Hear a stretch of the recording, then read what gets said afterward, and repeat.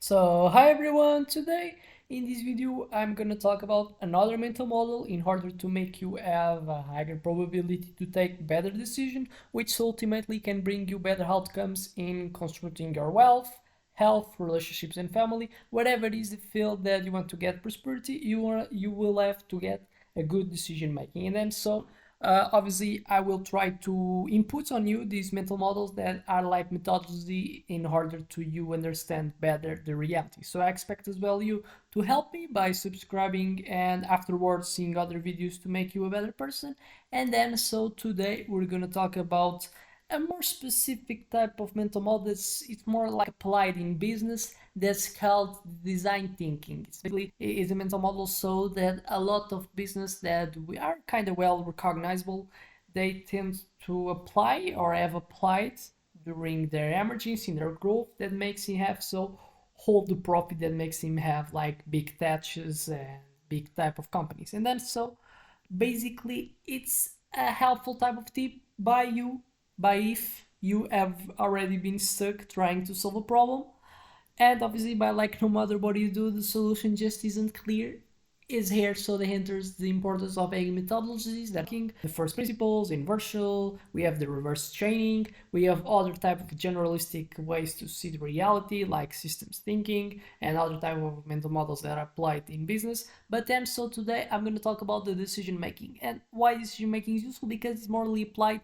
in creativity and effectively delivers something useful for other one that obviously expect in back will bring some type of resources that I think to be is useful, and mainly it's money. And then so that's why it's important to understand design thinking. And what is the foundations of design thinking? By understanding that most people think problem solving is about finding the right answer, but in reality the best solutions come from understanding the real problem first. So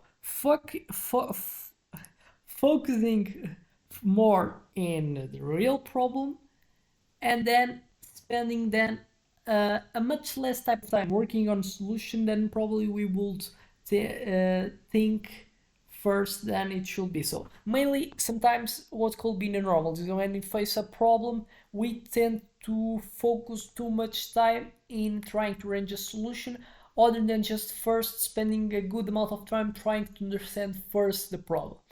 And that's something that already was said by a quote by Elon Musk, that he said that if he had like to get the time um, to cut like a tree, he would spend the majority of time sharpening some type of tool that's so called cut the tree, and then so just the other time it will so spend trying to cut the tree with the tool, but he will spend the majority of time trying to sharpen the tool.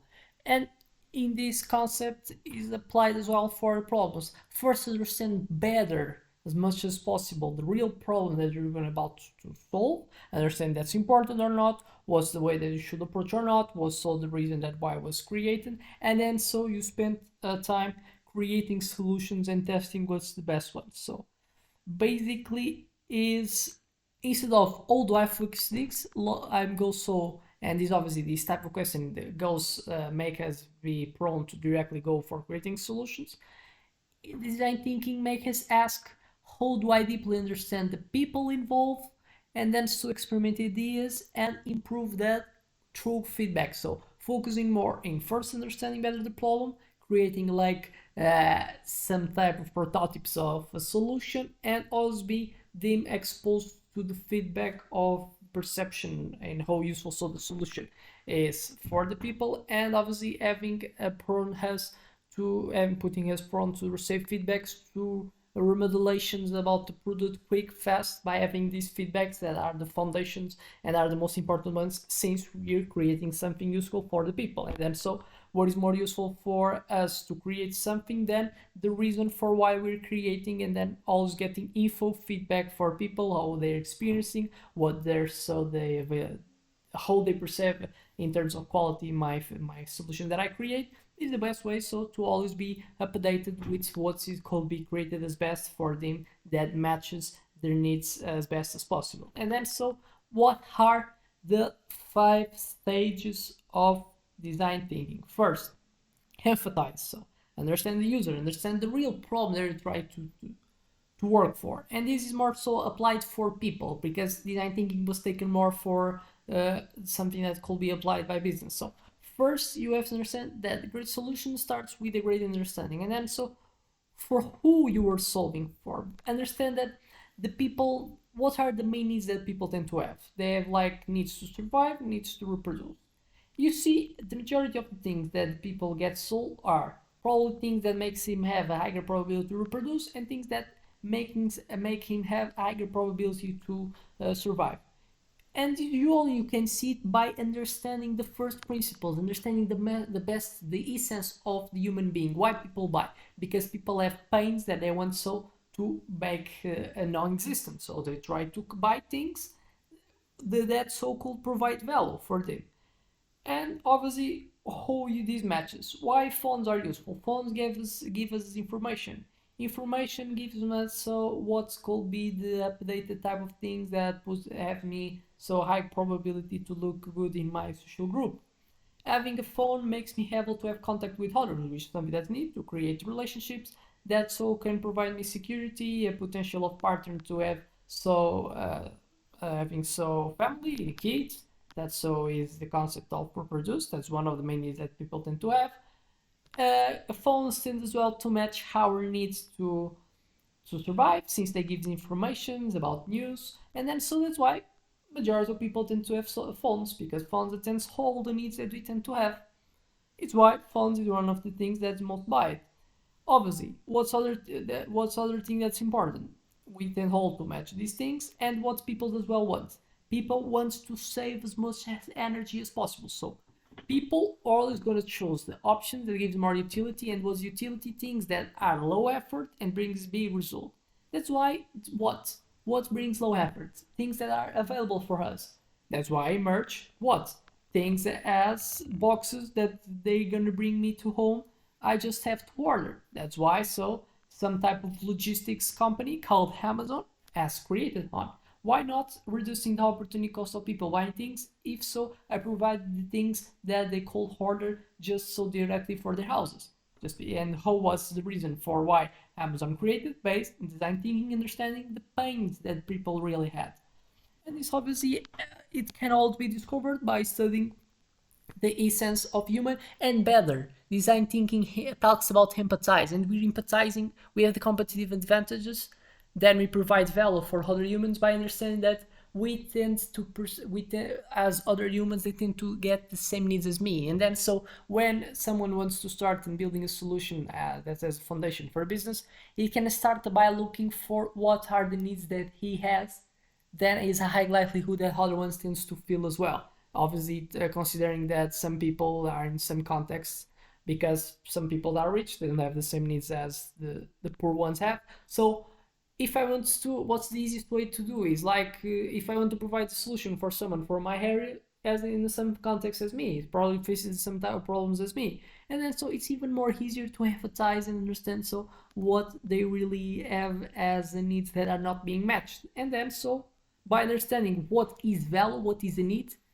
and what I perceive as value, what is people wants to think that's most easy as possible, solutions that are easy as possible, and more qualitative talking provides them valuable. And then so basically what I have to understand how to create value as fast as possible at lower costs, and is qualitative talking is good.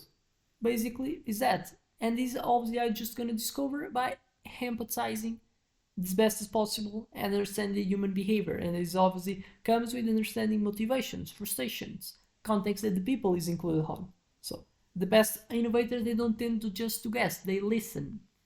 And then so obviously by understanding the user, having this ability to understand what people really do, what people have as real needs, then I have a second phase that I go for define. So now nail down the problem.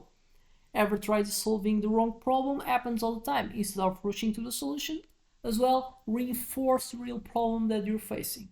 You understand that the real problem that you're facing is that you have started doing this work by having as well a real problem, because probably you want money. So what this comes to do as action? So I want to create a business model that helps me to create profit, and understand that in essence the problem is sometimes what is my problem? There's as much money as possible is the opposite of what I'm trying to provide as a thing for the environment to expect something back. So basically, in order to get money, I will so expect to receive as someone that is opposite. He wants to spend as much money as possible. So it's a paradox. So I'm facing a problem. In order to get something, I really have so to provide something that's valid that makes people have less loss aversion to provide a so good resource as is money. And then so as why it's much more so is we even reinforce the importance of the first step, understand us better what are the real motivations and the pains that people have, because I have a high likelihood to so hit in a one that the people are more prone to spend their money on. Obviously now, by understanding people as much as possible, nailing down the real problem for why I'm doing this type of activity, I think now I can start thinking outside the box, creating some hypotheses. Then so is the other step after understanding better the problem that I'm trying to solve. And then so that's where creativity happens, and creativity is not just like something that's comes for the absence. Creativity should be something that has objective, and then I find the objective. So I want to create profit. I understand it exists a paradox. I'm providing something, and I want in exchange or saving something that the people wants to provide as less as possible. And then so what I have to do, understand the problem is that I want to provide something that people will perceive as useful.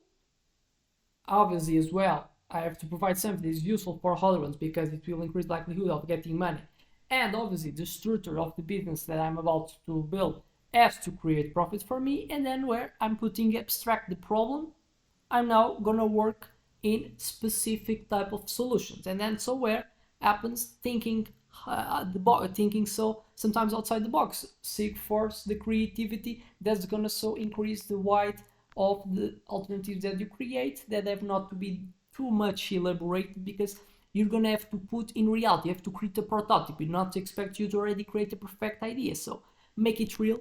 Ideas are worthless unless tested. So unless you so have so you have a context to put your idea in, as much so better and as fast as you put it, obviously with a specific reflection that was the other steps in the stages of design thinking, make it real and improve truth interaction, either or instead of just having long phases of thinking and then putting so much time and see that in reality what you have created not matches what you have got as expectations. And then so real life examples of that. Airbnb, in the early days, Airbnb struggled because hosts had terrible photos. Instead of spending millions on marketing, they redefined the problem. They really understand what was the problem.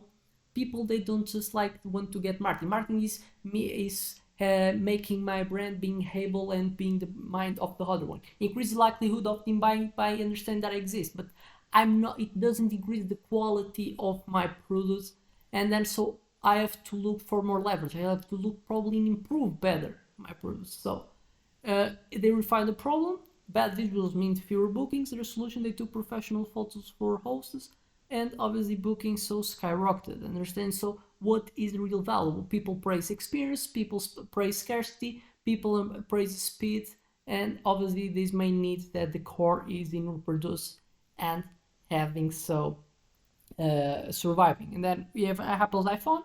Why was the phone a game changer? Because Apple didn't just make a better phone. They focused in the user experience. That's what reality brings value by having a phone. So if instead of just adding features, they simplified interactions, as I said, making things easier, and designed around how people actually use devices, increasing utility. And we have all other examples that always fall in the same theory. So then I expect this video has helped you to make you a better person, and see you in the next one.